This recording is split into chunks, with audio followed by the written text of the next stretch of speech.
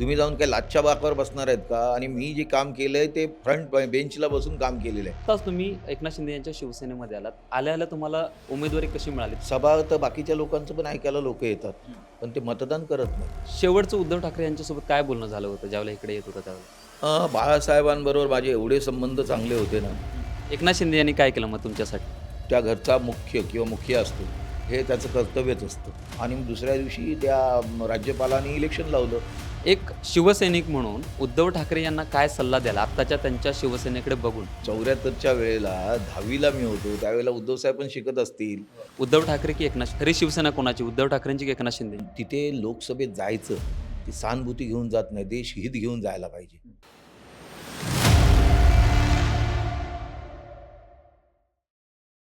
राजकारणात कालचे दोस्त आजचे दुश्मन असतात, कालचे दुश्मन आजचे दोस्त असतात. असंच काहीसं राजकारण महाराष्ट्रामध्ये सध्या सुरू आहे.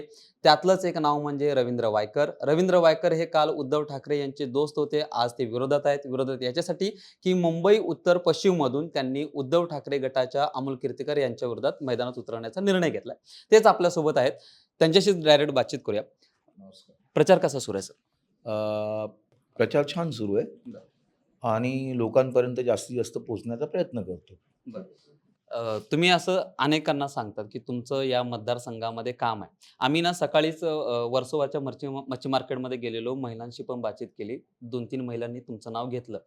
खरं ते त्यांनी मेन समस्या नाही सांगितलं. नेमक्या मच्छीमारांच्या समस्या काय आहेत? प्रामुख्याने हा लोकसभेच्या याच्यामध्ये 6 विधानसभा येतात. ती विधानसभा माझ्याकडे नाही आहे. ते मच्छीमारांची ती. आत्ता माझ्याकडे ती लोकसभा आल्यानंतर आहे. त्यामुळे मच्छीमारांचे प्रश्न जे आहेत ते खूप मोठे आहेत माझ्या मते. ते विधानसभेमध्ये सुटण्यासारखे नाही आहेत. ते लोकसभेमध्ये जाऊनच सुटण्यासारखे आहेत. त्यांच्यामध्ये CRZचा जो प्रश्न आहे, म्हणजे कोळीवाड्यांचा विकास होणं, त्यांची उन्नती होणं, हे केंद्रामध्ये जाऊनच करायला आहे. 500 मीटरच्या ह्याच्यामध्ये तुम्हाला त्यांचं डेव्हलपमेंट करता येत नाही वगैरे सर्व कायदे आहेत.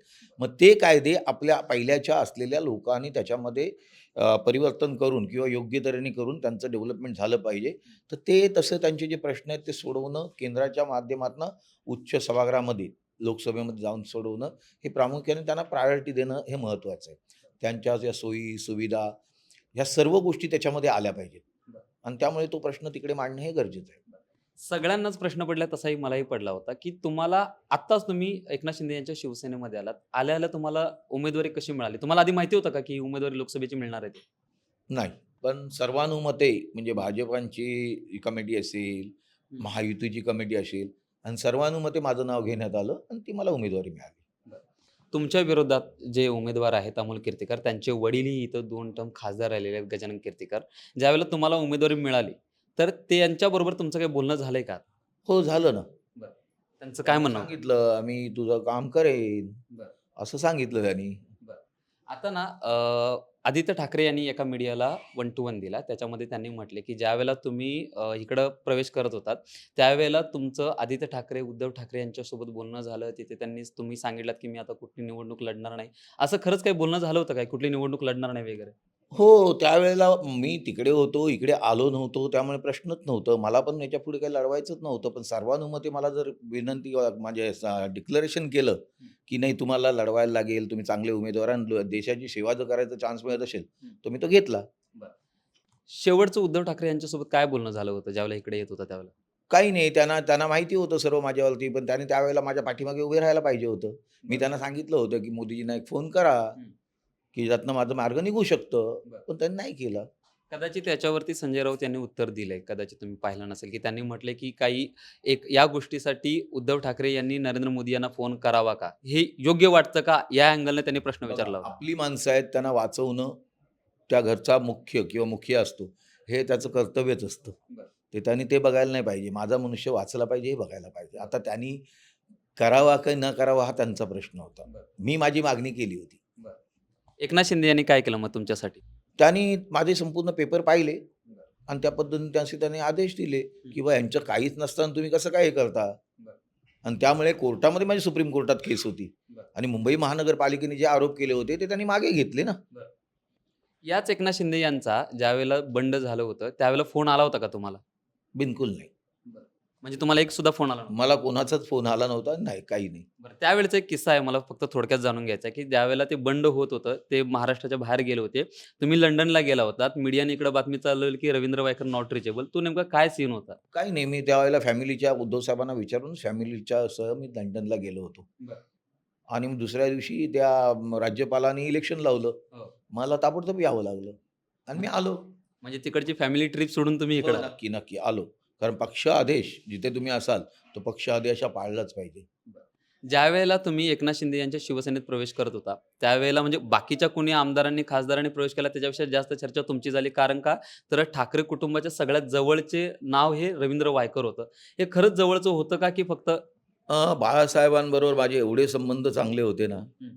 पहिल्यापासून. मी आजचा राजकारणात आलेलो नाही. बरं. मी त्यावेळेला समाजकारणात आलोय 74 पासून. बरं. म्हणजे 50 वर्षापासून शिवसेना प्रमुखांबरोबर आहे.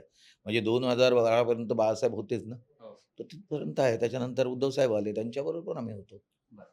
एक शिवसैनिक म्हणून उद्धव ठाकरे यांना काय सल्ला द्याल आत्ताच्या त्यांच्या शिवसेनेकडे बघून?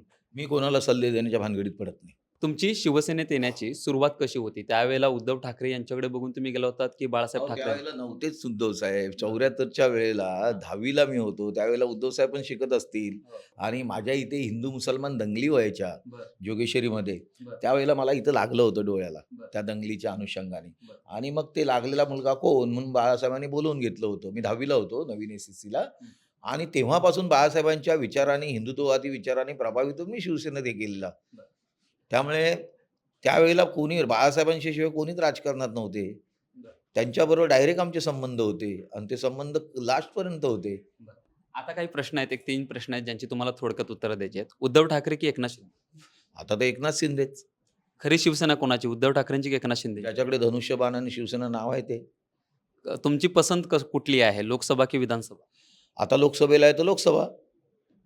ज्यावेळेला तुम्ही एकनाथ शिंदे यांच्यासोबत आलात, त्यावेळेला भाजपच्या वरिष्ठ नेत्यांनी म्हणजेच मला असं म्हणायचं की अमित शहा, नरेंद्र मोदी, देवेंद्र फडणवीस या फळीतल्या नेत्यांनी तुमच्याशी संपर्क साधला का? नाही. कोणीही नाही. ज्यावेळेला पक्षप्रवेश होता त्यावेळेला फक्त बिलकुल नाही. बिलकुल नाही. एकनाथ शिंदेच्या काय शुभेच्छा आहेत तुमच्याकडे? निवडून यावं आणि आज रॅलीही घेत आहेत. किती टक्के गॅरंटी वाटते? समोर अमोल कीर्तीकर आहेत, उद्धव ठाकरे यांच्यासोबतची सहानुभूती आहे आणि विरोधात तुम्ही आहात. मनुष्य सहानुभूती तिथे लोकसभेत जायचं, ती सहानुभूती घेऊन जात नाही. देशहित घेऊन जायला पाहिजे. आणि तुम्ही स्वतः क्वालिफाईड असले पाहिजे.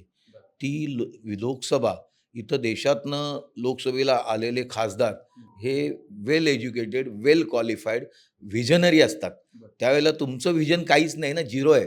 तुम्ही जाऊन काय लाच्छा बाकावर बसणार आहेत का? आणि मी जे काम केलंय ते फ्रंट बेंचला बसून काम केलेलं आहे. म्हणजे कॉर्पोरेशन असेल किंवा तुमची विधानसभा असेल.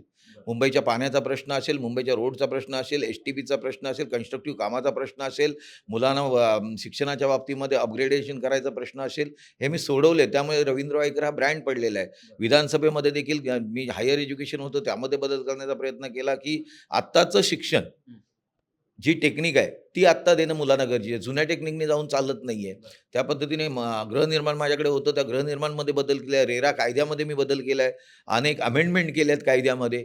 त्यामुळे व्हिजनरी आणि दूरदृष्टी जाऊन तिथे गेलत तुम्ही तर काम कराल. आणि नवीन जाऊन तुम्ही काय कराल? पाय लटपटाल, की तुम्हाला बोलताच येणार नाही. तिथे सर्व लँग्वेजमध्ये काम करायला लागतं.